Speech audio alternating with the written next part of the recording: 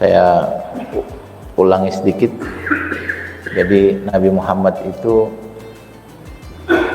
dalam keseharian itu sabdanya bermacam-macam. Terkadang beliau membicarakan tentang ibadah, terkadang beliau membicarakan tentang hal-hal yang terkait keseharian, kadang membicarakan tentang hukum, kadang membicarakan tentang hari kiamat dan seterusnya. Nah, jadi yang disampaikan Nabi itu banyak. Sebagaimana manusia biasa, ya Nabi Muhammad juga melakukan hal-hal biasa seperti kita. Ada bercandanya juga. Lalu oleh ulama, hadis-hadis ini diklasifikasikan dan dikumpulkan. Nanti ada kitab hadis yang khusus tentang hukum, ada kitab hadis yang khusus tentang ibadah, ada kitab hadis yang khusus tentang etika atau adab dan seterusnya, yang kemudian muncul istilah hadis tematik. Nah, kita akan membaca kitab, atau bukan kita sedang membaca kitab Bulughul Maram yang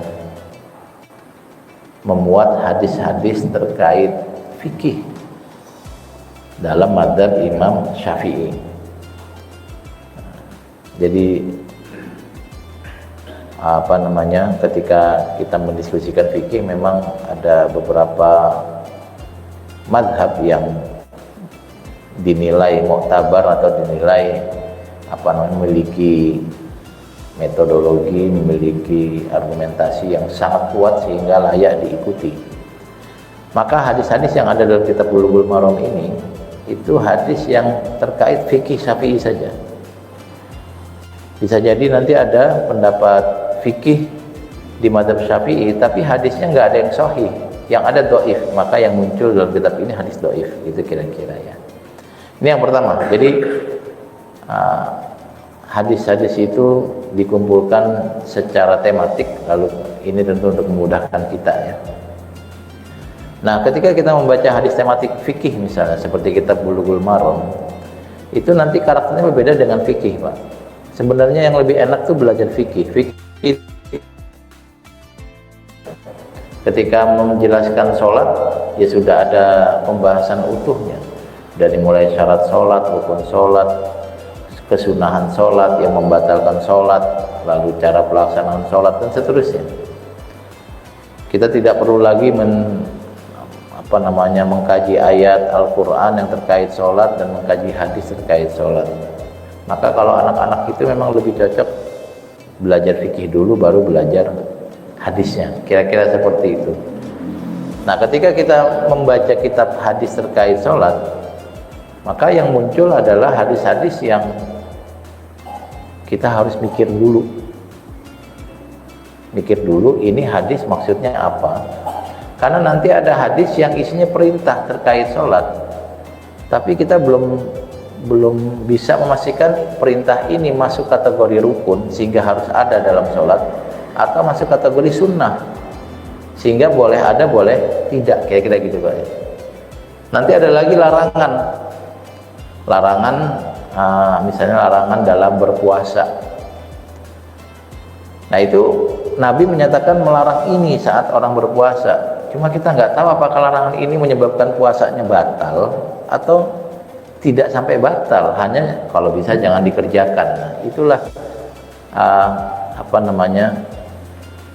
kekhasan kita membaca hadis hukum dan hadis fikih, di mana kita yang harus meramu sendiri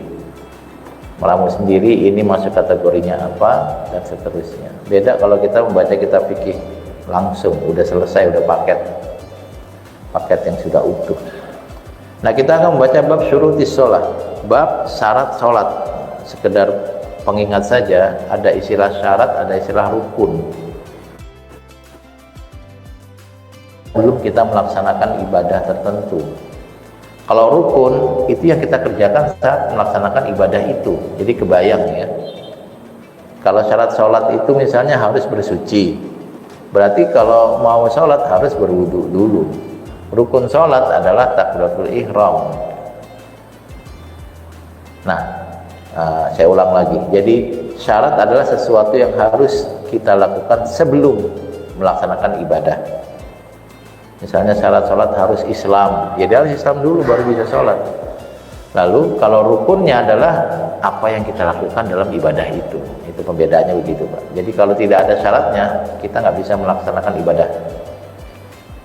Misalnya syarat sholat harus masuk waktunya, walaupun kita sudah hafal Al-Fatihah, sudah siap-siap sholat, tapi kalau syaratnya belum terpenuhi, nggak boleh sholat kita, kira-kira begitu. Jadi syarat harus terwujud sebelum pelaksanaan. Kalau rukun, sesuatu yang kita kerjakan saat ibadah itu.